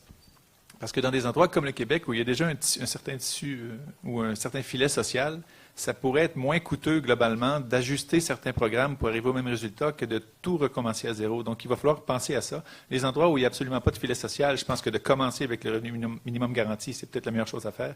Mais dans des endroits comme le Québec ou les pays scandinaves, par exemple, c'est peut-être une question d'ajustement. C'est une question que je pose parce que je n'ai pas étudié la chose à fond, mais il faudra voir les alternatives. Mais c'est une très bonne idée. Et d'ailleurs, je parlais du revenu maximal, mais il y a évidemment le débat du salaire minimum, qui n'est pas terminé au Québec, qui j'espère va se terminer avec un rehaussement du salaire minimum. Mais on est dans une situation un peu loufoque où le gouvernement qui établit le seuil de faible revenu, c'est-à-dire le seuil de pauvreté, est le même gouvernement qui établit que le salaire minimum sera en dessous. Il y a un manque de logique là-dedans absolument fou, parce que les gens qui travaillent à temps plein au salaire minimum au Québec sont sous le seuil de pauvreté établi par le gouvernement. Donc, il faut vraiment revoir ça de façon rapide et il faut convaincre surtout les entreprises, de l'économie sociale comme du privé, parce que les gens ne sont pas certains dans les deux piliers, qu'à terme, ça va être bon pour elles. Parce que ces gens-là qui sont au salaire minimum, si vous leur donnez $1 de plus, ils le dépensent. Ils ne l'épargnent pas parce qu'ils en ont besoin. Donc, c'est de l'argent qui va être réinjecté à peu près automatiquement sous forme d'achat de biens et services, auprès surtout d'entreprises locales. Donc, à terme, si ça se fait graduellement, les entreprises vont en bénéficier autant que les gens qui seront mieux payés. Donc, il faut expliquer le débat, mais les médias modernes de nos jours laissent que peu de place au débat. Vous allez entendre quelqu'un qui dit « je suis pour », l'autre « je suis contre », puis on passe à la météo. Il n'y a pas d'argument de fond. C'était la même chose pour la gratuité scolaire. On entendait quelqu'un dire « c'est une très bonne idée », quelqu'un un peu plus de droite dire « ça coûte trop cher », puis on passait à autre chose. Alors que la gratuité scolaire, là où elle a été établie, les gens se rendent compte qu'avec le temps, Les gens ayant des formations plus avancées parce qu'il n'y a plus de barrières financières, en moyenne, ils vont plus longtemps à l'école et ils ont donc des salaires plus élevés. Et les entrées fiscales additionnelles provenant de ça valent plus que les frais de scolarité qu'on a enlevés. Donc, un gouvernement avec une vision de long terme voudrait la gratuité scolaire partout dans le monde, en fait. Donc, le débat, il faut le faire, mais les médias ne nous aident pas beaucoup. Donc, sur le salaire minimum et le revenu minimum garanti, j'espère qu'il y aura des débats de fond un peu plus médiatisés pour que les gens prennent possession de ce débat-là. Parce qu'encore une fois, le collectif est extrêmement important, non seulement sur le plan de l'économie sociale, mais sur le plan démocratique aussi. C'est les gens qui élisent des gouvernements. Donc, si les gens s'approprient ce débat-là et sont convaincus que c'est la meilleure chose à faire, bien, le parti qui voudra promouvoir cette idée-là aura plus de chances d'être celui qui va l'établir par la suite. Donc, il faut que les médias embarquent là-dedans aussi. Et Saint-Jean-Port-Joli est un excellent exemple. La Malbaie en est un autre. Saint-Léon, Sainte-Camille, il y a des exemples où l'économie sociale a vraiment sauvé une collectivité carrément et en a fait une collectivité prospère. Ce n'est pas un vœu de pauvreté de travailler en économie sociale. Absolument pas. Les salaires sont comparables au privé dans la plupart des secteurs. Il y a même des secteurs où les conditions de travail en entrepreneuriat collectif sont meilleures qu'au privé, ce qui permet parfois au privé de gagner des appels d'offres aux plus bas soumissionnaires parce que les conditions de travail sont moins bonnes au privé. Donc, ça dépend des secteurs. Ce n'est pas généralisé. Il y a d'autres secteurs où l'économie sociale a du rattrapage à faire, mais il y en a d'autres où c'est l'inverse.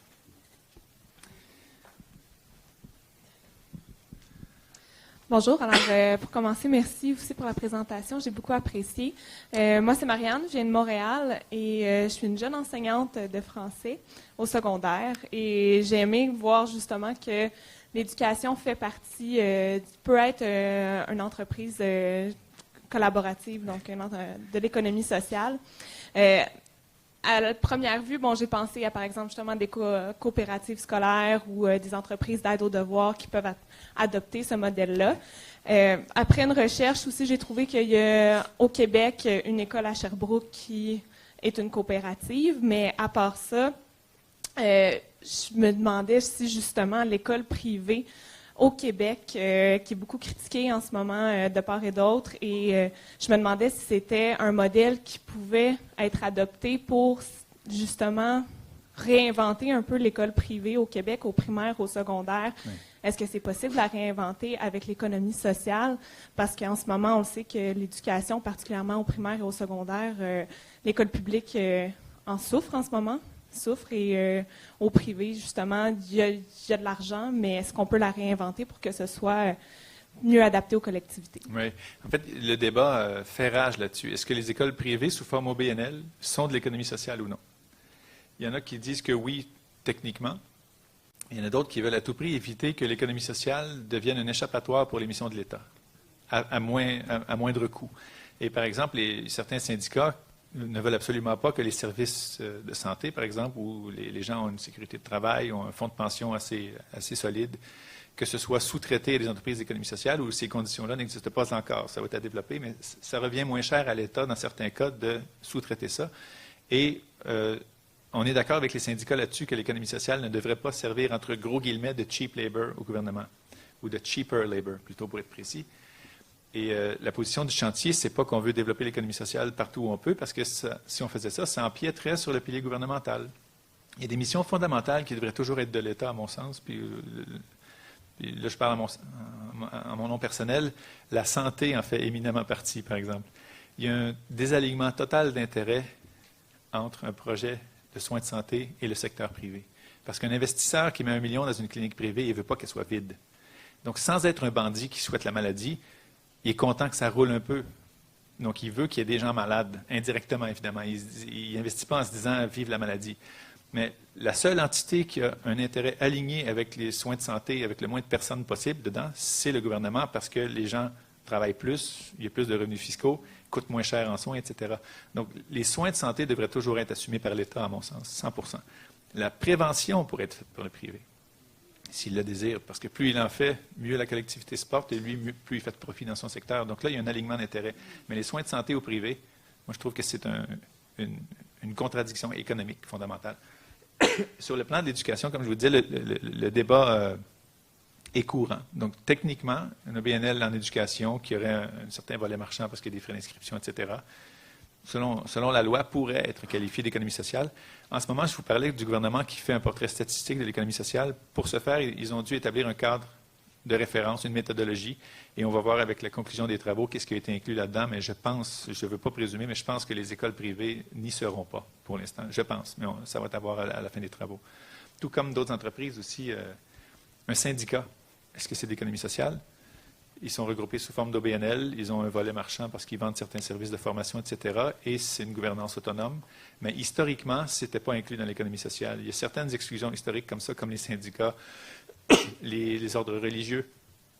C'est ni gouvernemental ni privé, mais est-ce que c'est de l'économie sociale? Donc, ça ferait clairement partie du pilier collectif, mais peut-être pas au sein de l'économie sociale. Tout comme si le gouvernement décide finalement que les écoles privées ne le sont pas, ce sera quand même dans le secteur peut-être collectif parce que c'est des OBNL indépendants, quoi qu'ils sont financés par le ministère.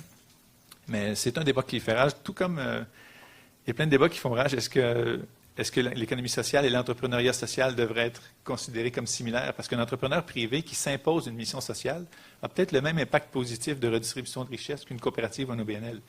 Et là-dessus, c'est vrai. Moi, au privé, je ne dis pas que je suis pour l'amalgame, mais pour la collaboration entre les deux secteurs, ça, il le faut. Et moi, je viens du secteur privé et j'ai rencontré dans le secteur privé, dans la City à Londres, qui est à peu près l'antre du capitalisme le plus longue dent, j'ai rencontré là, parmi les gens les plus généreux que j'ai vus de ma vie, des gens qui donnaient une bonne partie de leur salaire à des fondations et qui contribuaient beaucoup à la collectivité, tout comme j'ai rencontré dans certains OBNL des gestionnaires qui avaient le nombril gros comme ça et qui étaient la fin du monde.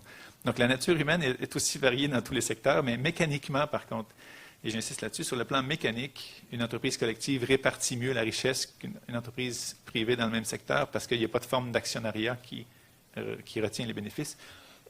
Et la professeure Marie Bouchard de l'UQAM a une très belle formule là-dessus. Elle parle de l'impact social d'une entreprise collective versus une entreprise sociale, mais Inc. Et elle dit que dans le cas de l'entreprise collective, ça fait partie de l'ADN de l'entreprise, c'est mécanique. Et dans le cas de l'entreprise privée, ça fait partie du vêtement. Donc, on peut le garder toute sa vie, ce vêtement-là, puis être social, puis avoir une belle contribution à la collectivité, mais le jour où il y a une crise ou qu'un événement quelconque survient et qu'on veut l'enlever, sa veste, on peut au privé, délaisser le côté social. Au collectif, on ne peut pas défaire la mécanique qu'un OBNL doit réinvestir ses profits collectivement. Donc, c'est une sécurité additionnelle, je dirais. Et force est de constater qu'à travers le temps, ces dernières années, les impacts sociaux positifs venaient beaucoup du secteur collectif. L'entrepreneuriat social était moins en vogue, ça le devient, je dirais, par nécessité et par marketing aussi. Et marketing dans le bon sens du terme. Les entreprises voient que la nouvelle génération cherche les entreprises avec un impact social positif dans tout leur mode de consommation, que ce soit même pour une voiture, ils vont aller plus sur l'électrique, en alimentation, ils vont essayer de chercher des produits qui viennent des circuits courts. Donc les entreprises, au revoir, M. Bouchard. Les entreprises, même Inc. à forme privée, ont tout intérêt maintenant à avoir une mission sociale pour aller chercher une clientèle qui recherche ça. Et même dans le domaine de l'emploi, il y a plusieurs jeunes maintenant en entretien avec une entreprise qui vont eux-mêmes demander à l'entreprise, c'est quoi votre cause? Qu'est-ce que vous soutenez? De quelle façon? Pourquoi? Et ça, c'est des questions qu'on ne voyait pas il y a 10-15 ans. Donc, il y a eu un changement générationnel qui va amener beaucoup de positifs à la suite des choses, je pense. Oui. Une question ici. Je suis Cuba. Ici, je représente un peu Cuba et je m'appelle Rosa. Je viens de La Havane et il y a peu d'années, il y a encore, je pense par rapport à d'autres pays, peu de temps que l'on commence à étudier l'économie sociale à Cuba. Il y a, vous savez, à Cuba, de nouvelles lois pour avancer un peu, s'organiser un peu mieux, notamment une nouvelle loi sur les coopératives. Là, en ce moment, on a pu créer des coopératives, en particulier pour le transport, pour l'agriculture, et aussi pour des petits cabinets d'avocats, cabinets de conseil, traducteurs aussi. Mais dans le cas des transports, par exemple, c'est une coopérative qui aide aussi à la protection de l'environnement, je considère. Parce que la base qu'on utilise pour le transport, c'est les voitures américaines qui polluent énormément. C'est les taxis cubains un peu. Ouais. Et on a remplacé cela. Il y a des chauffeurs qui se sont mis ensemble pour trouver de petits bus, de petits cars. Et alors là, ça offre un meilleur prix, un meilleur transport, moins polluant aussi. Et pour l'agriculture en ville, avant, il y avait seulement quelques cas, mais maintenant, il y a de petits producteurs qui se sont mis d'accord aussi pour produire, pour amener les produits de la campagne dans la ville. Donc c'est un autre projet qui est très intéressant. Et ils investissent sur leur même projet aussi. C'est un peu le même modèle de produire, mais pas pour avoir un profit énorme et devenir très très riche, mais pour réinvestir. Et le transport en ce cas, c'est même avec des voitures à cheval. Donc c'est... Alors c'est de petites distances et c'est vraiment très bien organisé. C'est très pittoresque aussi parce que on voyait pas beaucoup de chevaux à Cuba. Alors là, en ce sens, je voulais vous demander, est-ce que vous pouvez me donner d'autres exemples à propos de la relation entre l'économie sociale et la durabilité, la protection de l'environnement? Est-ce que ça va toujours dans une même direction? Est-ce qu'il y a des lois ici au Québec, au Canada, qui encouragent un peu alors cette relation, cette entente? Et est-ce que vous avez, à votre avis, dans le cas de l'économie sociale, la contrainte de la croissance? Parce que parfois, chez les entreprises, il faut grandir, il faut se développer, et alors ça va parfois contre soi-même. Oui, merci. Je vais commencer par la fin de votre question. En fait, l'aspect croissance est moins... C'est bizarre de se dire que c'est un obstacle, la croissance, ou une menace. L'entreprise privée doit croître pour que les investisseurs s'y intéressent, pour que le prix de l'action augmente, sinon ils vont mettre leur bille ailleurs. Et ça force à des comportements qui sont parfois contre les besoins d'une collectivité ou combien de petits objets en plastique traînent dans toutes les maisons où il y a des enfants. Chez nous, on essaie d'arrêter, mais c'est fou ce qu'on achète dont on n'a pas besoin. Et ça, c'est créé par des entreprises qui veulent augmenter leurs revenus. Ça, c'est pas créé par des entreprises qui ciblent un besoin spécifique d'une collectivité. Et dans le cas d'une entreprise collective, le potentiel de croissance était limité autant qu'au privé. Cependant, c'est rarement dans la mission de devenir énorme. Donc, une entreprise, par exemple, si je parle de Saint-Jean-Port-Joli ou d'autres collectivités où on a identifié un besoin, on s'est regroupé pour y subvenir, une fois que c'est fait, que les gens sont heureux, ils ont le service dont ils ont besoin, ils n'ont pas besoin d'envahir la ville d'à côté avec le même service et d'exporter au Japon et au Danemark le mois qui suit. Alors que l'entreprise privée, de par sa fonction d'augmentation du rendement aux actionnaires, va viser à cette croissance-là. Donc, le potentiel de croissance est limité par la mission de l'entreprise collective et non par sa forme juridique. Un exemple de ça, c'est Desjardins. Desjardins est une coopérative financière, c'est devenu un géant mondial dans le domaine. Bon, là, il y a un débat à savoir est-ce que c'est plus près d'une banque ou d'une coopérative maintenant.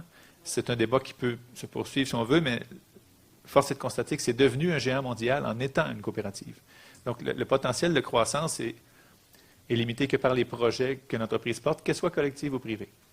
Sur le plan de l'environnement, les lois ici s'appliquent à toute entreprise. Il n'y a pas de distinction de forme juridique. Si vous êtes un OBNL, telle sera la loi. Si vous êtes privé, telle sera la loi. Donc, elle s'applique à tout secteur d'activité, mais comme je le disais tantôt, il y a fort à parier que l'OBNL local ou la coopérative locale va avoir une conscience environnementale automatique, un peu plus automatique qu'une entreprise privée d'autant plus si elle vient d'ailleurs et qu'elle sait qu'elle est temporairement sur place. Donc, il y a un certain automatisme de se dire qu'on veut préserver l'environnement dans lequel on vit. Et les entreprises collectives étant généralement plus locales, c'est plus présent. Et dans les secteurs à développer, en fait, vous avez peut-être la chance à Cuba de sauter des étapes avec le transfert de connaissances qui peut venir d'ailleurs, de projets d'ailleurs. Et je parlais du CITES tantôt, le centre de transfert de connaissances. La semaine prochaine, il y a quelqu'un du chantier qui est à Cuba pour présenter le modèle, l'écosystème de soutien à l'entrepreneuriat collectif québécois avec d'autres pays du monde qui vont présenter le leur. Donc, il y a des conférences internationales auxquelles le chantier participe. Et la semaine prochaine, ça se tient à Cuba. Et il y aura ma collègue Maude qui s'occupe des partenariats au chantier qui sera là pour présenter le modèle québécois. Et ça a comme avantage que ça peut faire bénéficier de tous les pièges ou les accidents de parcours qui ont eu lieu ailleurs. On peut les éviter avec ce transfert de connaissances. Et une chose qu'il ne faut jamais oublier, c'est que ça va prendre des porteurs de projets à Cuba aussi. Tout projet, tout collectif qui soit, ça prend quand même des porteurs et des leaders tout le temps. Et donc, s'il y a des gens qui veulent porter ces projets-là, ça va se développer plus vite que si on fait juste dire que c'est une bonne idée et que personne n'en parle et que ça meurt là. Donc, s'il y a des projets qui viennent de l'international, que des gens s'impliquent à prendre en main, c'est là que la collectivité gagne. Donc, le leadership est tout aussi nécessaire en collectif qu'en privé, je dirais même encore plus, parce qu'il faut mobiliser des gens dans bien des cas.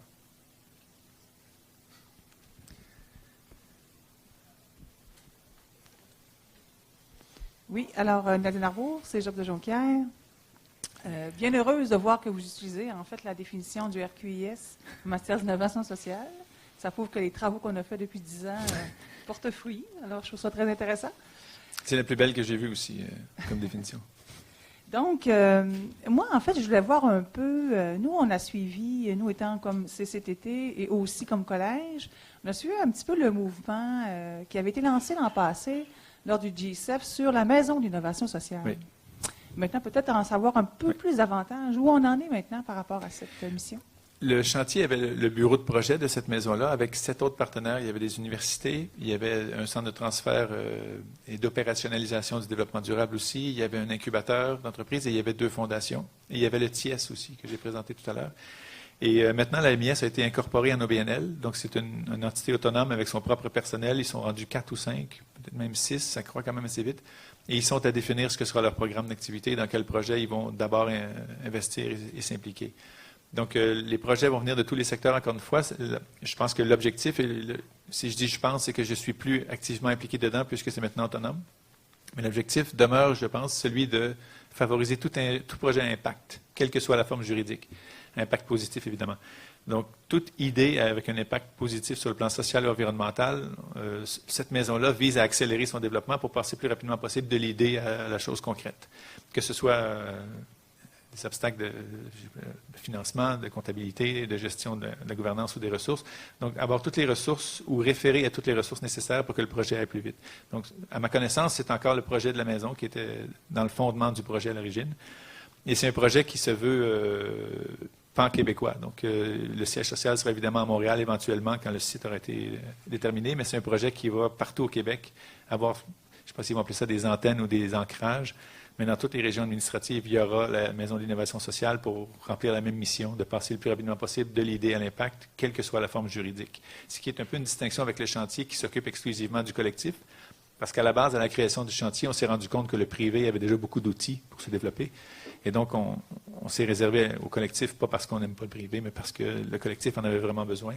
La Maison d'innovation sociale ne fera pas de distinction de forme juridique, ça va être sur l'impact tel que mesuré. Et là encore, demeure la fameuse énigme, c'est quoi la meilleure mesure d'un impact social ou d'un impact environnemental. Donc ça va se développer avec le temps et ça va, j'imagine, raffiner la possibilité pour la MIS de trier les projets et de bien les qualifier. Mais ça va être basé sur l'impact et non la forme juridique. Donc, plus de nouvelles bientôt à mesure que la maison se développe, j'imagine.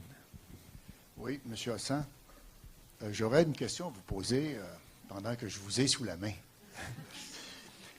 On a au Québec un système coopératif très développé qui fait exemple un peu partout dans le monde. Et depuis plusieurs années, bon, évidemment, l'économie sociale a complété, pas complété, mais a assisté ce mouvement-là.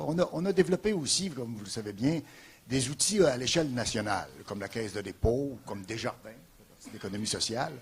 Mais ce qu'on n'a pas créé, on n'a pas créé dans les régions, on a une capacité de cumuler du capital autour de certains secteurs d'activité. Bien sûr, dans la forêt, nos scieries, par exemple, nous ne sommes plus propriétaires de nos scieries. Bien sûr, quelques coopératives ont pu émerger, puis tant mieux. Et là, ce qu'on voit actuellement, c'est dans l'agriculture.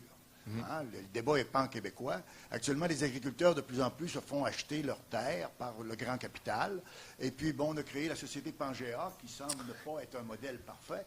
Je voudrais, vous n'aurez peut-être pas de réponse très claire aujourd'hui, mais je voudrais savoir comment l'économie sociale peut nous amener à réfléchir sur un modèle peut-être décentralisé, pas seulement une grande institution nationale. Oui. Vous êtes un homme national, à l'évidence, vous avez été député du Parti québécois pendant 4 ans, vous avez formé un parti politique national, mais à l'échelle locale et régionale, il y a aussi de l'espace pour des outils. On a eu beaucoup de fonds de Québec, notamment le fonds de la FTQ, oui. Mais on n'a pas d'outils pour... On a déjà eu la Caisse d'entraide économique, comme vous connaissez, mais ça a disparu et on n'a pas d'outils pour se prendre en main, si vous voulez, oui. Au niveau financier. Et, comme vous connaissez bien le secteur de la finance, ben, j'en profite pour vous poser la question. Bien, en fait, il y a des initiatives qui sont apparues ces derniers temps. Le gouvernement a annoncé un fonds de 100 millions pour les régions. Desjardins aussi a dégagé un 100 millions pour les régions, dont les paramètres restent à être établis, comment ça va fonctionner, comment y avoir accès, dans quel secteur, etc. Mais quand vous parlez d'agriculture ou de foresterie, ce sont des secteurs qui sont vraiment naturellement propices à l'entrepreneuriat collectif ou à l'économie sociale. Et d'ailleurs, la seule femme qui a jamais gagné le Nobel d'économie, c'est Elinor Ostrom. Et elle a prouvé, parmi ses travaux, une partie de ses travaux prouvait que la meilleure gestion des ressources naturelles ou de l'énergie en général, c'était par l'entrepreneuriat local, collectif, par les collectivités elles-mêmes, plutôt qu'un gouvernement centralisateur ou une multinationale. Et donc, je pense à la fois que la structure de l'agroalimentaire et de la foresterie se prête bien au collectif, mais aussi, encore une fois, que le changement générationnel va mener à ça en agroalimentaire. Les gens, de plus en plus, veulent savoir ce qu'il y a dans leur assiette, d'où ça vient, et veulent favoriser la production locale. Donc, ça va mener à de la production de plus en plus en serre. D'ailleurs, dans le dernier budget du Québec, il y a des fonds réservés à la production agroalimentaire en serre au nord du 49e parallèle. Ça commence à être précis. Mais quand même, on cible des modes de production qui vont devenir de plus en plus monnaie courante, je pense, par rapport aux grandes productions industrielles, qui étaient peut-être le modèle davantage du passé que de l'avenir, je pense, à la fois sur le plan environnemental et sur le plan des désirs de consommation des nouvelles générations aussi. Et dans le cas de la foresterie aussi, moi je suis convaincu que ça devrait aussi être une ressource qui est gérée davantage collectivement que par des grandes entreprises qui, à grand coup de soutien souvent de l'État, vont prendre des décisions qui vont à l'encontre des intérêts d'une collectivité. Et je ne veux pas nommer d'entreprise ici, mais il y a eu des exemples récents au Québec où ça n'a vraiment pas tourné comme ça aurait dû tourner, surtout avec des aides gouvernementales majeures. Donc, encore une fois, si c'était une collectivité qui gérait la ressource, je pense qu'on s'assurait davantage de la bonne gestion de la ressource parce qu'ils ne veulent pas l'exterminer, ils veulent en vivre. Ça nous assurait aussi d'une meilleure deuxième transformation, troisième transformation même sur le plan local pour créer d'autres emplois plutôt que d'exporter la matière première et d'importer les produits finis, ce qu'on a tendance à faire au Québec encore un peu trop de nos jours. Et donc tout ça, c'est très propice à de l'entrepreneuriat collectif. Donc créer une coop, une OBNL qui s'assure de l'extraction, une autre qui fait la transformation, une autre qui fait la commercialisation, mais tout ça pourrait s'assurer que tous les emplois ne soient pas à Montréal et à Québec.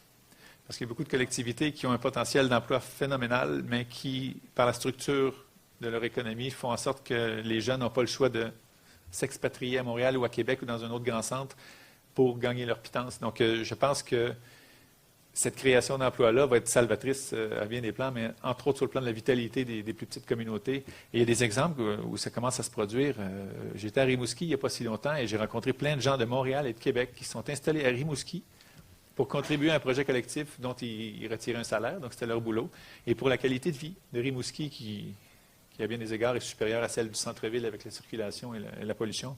Moi, je suis un urbain, j'aime bien, vous aussi, je pense, d'être urbain. Mais je suis un urbain, j'aime beaucoup être en ville et entendre des klaxons et sentir l'échappement d'une voiture, je suis un peu fou là-dessus. Mais je pense que la qualité de vie, généralement parlant, dans plein de collectivités qui se dévitalisent en ce moment, est de loin supérieure pour bien des gens à ce qu'ils retrouveraient dans une grande ville.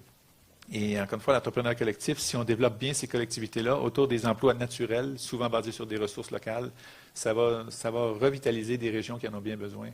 Parce que dans quelques années, c'est dans pas si loin, 80% ou 70% de la population mondiale va être dans les villes. C'est peut-être pas la meilleure idée pour la suite des choses, mais on verra bien comment ça va se développer. Ça dépend des pays aussi. Chose certaine, si on veut développer les territoires au Québec, et c'est peut-être le cas dans d'autres pays aussi, au Québec, il y a quelques pourcentages seulement de terres agricoles et on continue à empiéter sur ces terres-là pour bâtir des résidences et amener une base foncière. En fait, les municipalités veulent développer plus de maisons pour avoir des taxes pour payer leur budget. Mais c'est une très mauvaise idée. La population croît moins vite qu'avant, mais elle croît quand même et on diminue tout le temps notre territoire agricole. À un moment donné, il va falloir réaliser que c'est le fun, les technologies puis les nouveaux produits, mais il faut manger à la base avant de bénéficier d'un produit, d'une nouvelle technologie. Donc, l'agriculture, je pense, est trop souvent ignorée dans les grandes décisions politiques. Moi, je serais un fervent supporter de, pas nationaliser l'agriculture, mais en faire un patrimoine national qui préserverait ces terres agricoles-là sans condition. Bon, vous avez parfaitement raison. Vous soulevez beaucoup d'enjeux, notamment la loi de la protection du territoire agricole que nous avons au Québec, qui a été un acquis très important, nécessite d'autres outils. Oui. Notamment des outils pour rester propriétaire de nos terres, puis peut-être devenir propriétaire de d'autres types d'entreprises. Parce que ce qu'on voit, c'est souvent, on voit une entreprise locale, souvent de forme coopérative ou une forme privée, et quand elle est prospère, elle se fait intégrer par le grand capital. Alors, c'est ce qui se passe dans les terres agricoles, mais dans les autres secteurs aussi, la restauration, etc. Allez-y. C'est l'élément de votre question que j'avais oublié, justement, l'accessibilité à la propriété de ces terres-là. En fait, il y a des fonds qui doivent être créés du côté collectif. Comme je vous ai dit tout à l'heure, le réseau d'investissement social et la fiducie ont été créés par besoins financiers de l'économie sociale à travers le temps. Mais il y a des nouvelles formes d'entreprises qui ont besoin de nouveaux fonds. Parce que, par exemple, c'est plus simple de prêter à une coop ou une EBNL qui veut se bâtir un building. Si jamais ça ne marche pas, il y en a très peu qui ne marchent pas, mais si ça ne marche pas, on a au moins un building à revendre comme prêteur. Donc, c'est plus facile de prêter dans l'immobilier. Dans les nouvelles technologies, entre autres l'intelligence artificielle qui va tout bouleverser, la majorité des dépenses, au départ, c'est les salaires, les cerveaux. Ce n'est pas de l'immobilier ou de la brique. Donc, il y a très peu de fonds disponibles pour prêter, pour faire vivre des salaires, parce que si jamais ça ne marche pas, il n'y a pas beaucoup de moyens de récupérer les sommes prêtées. Donc, il va falloir construire des fonds qui sont conscients de ça, capital de risque, et qui vont aussi mutualiser tout ça pour faire en sorte que le projet qui va marcher va compenser pour les autres qui ne marcheront pas. Ces produits-là n'existent pas encore, mais on travaille là-dessus au chantier, comme on l'a fait pour d'autres secteurs, par exemple pour l'habitation communautaire, pour le logement étudiant, donc, utile que je vous ai montré tantôt, l'immobilier étudiant. Il y a un fonds étudiant à la fiducie pour le logement étudiant. Et donc, on va viser à créer d'autres fonds, disons, appelons-les sectoriels, entre autres pour les hautes technologies, et peut-être, pourquoi pas, pour l'agriculture aussi, pour faire en sorte que toutes les entreprises collectives, quel que soit le secteur, aient un outil financier qui les accompagne. Bien, bravo pour le beau travail que vous effectuez au chantier. Je pense que le chantier d'économie sociale qui est bien démarré va bien profiter de votre expertise et de votre dynamisme. Et puis, je vous remercie beaucoup d'avoir participé. C'est moi qui vous remercie. Merci tout le monde.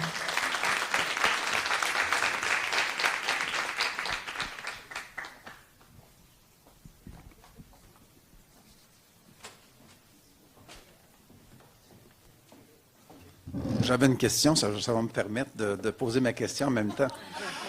Je voulais vous remercier beaucoup. Je sais que vous êtes très occupé, puis à un moment donné, c'était presque plus possible, mais M. Hossan a accepté de venir et on était très, très, très contents. Vous savez, on est à l'Université d'été de la francophonie des Amériques.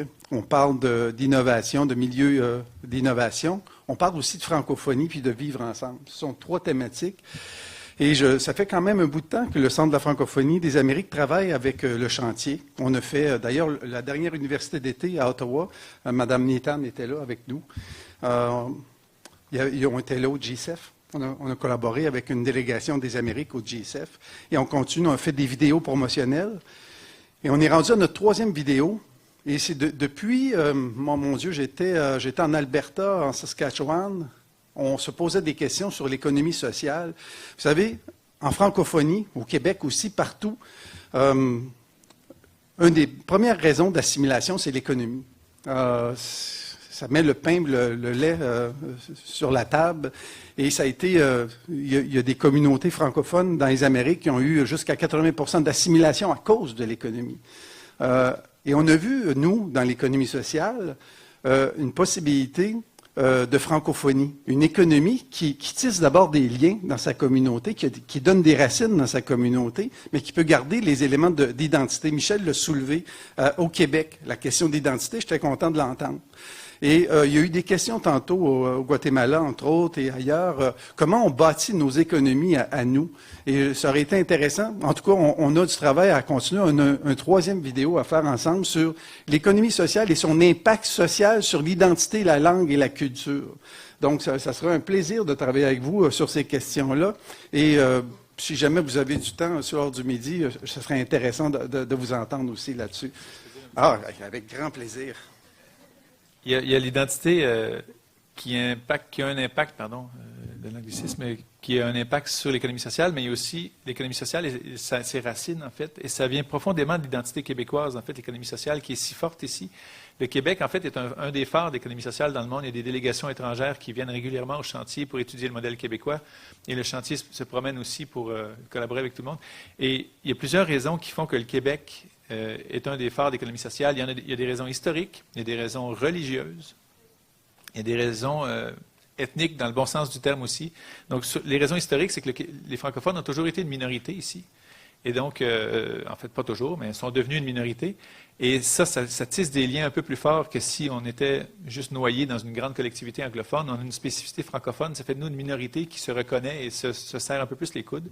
Les raisons religieuses, c'est que les francophones étaient catholiques, alors que ceux qui les entouraient étaient souvent, plus souvent qu'autrement, protestants. Et dans la région catholique, on gagnait son paradis par humilité, presque par pauvreté. Ça, c'est une voie directe vers le paradis quand on était pauvre. Alors que chez les protestants, être riche, c'était une bénédiction. Donc, évidemment que ça menait à des comportements fort différents qui ont contribué à ce que la communauté francophone soit plus serrée. Et les aspects ethniques dont je parlais sur le plan positif, au contact des Premières Nations, quand les Européens sont arrivés ici, le type d'économie qu'il y avait, c'était d'économie sociale. C'était tout le temps des projets qui mettaient de l'avant l'intérêt collectif et jamais la richesse personnelle. Donc ça a vraiment façonné notre façon de penser au Québec. Et il y a ceux qui ont vu le film L'Empreinte. Est-ce qu'il y en a qui ont vu ça, ce film-là? Le chercheur qui a fait des tests aux États-Unis et au Québec et qui compare les Québécois aux Américains, qui complètement...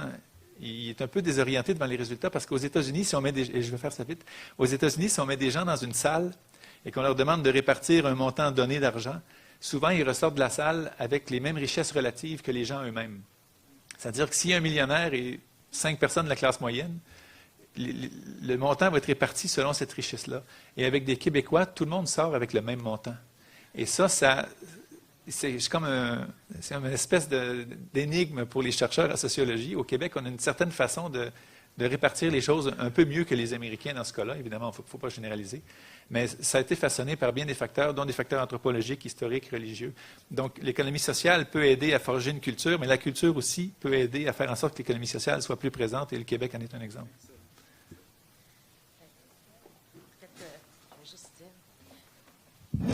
Merci beaucoup au nom de l'UQAC également. Donc, on vous remet un petit cadeau à saveur boréale, donc à saveur régionale également. Et vous avez les petits produits pour faire les recettes à l'intérieur de cette boîte. Excellent. Merci beaucoup. Merci beaucoup.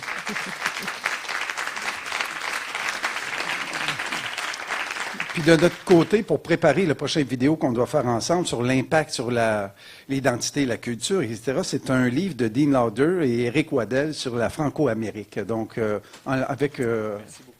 Merci. Très apprécié. Merci beaucoup. Merci tout le monde.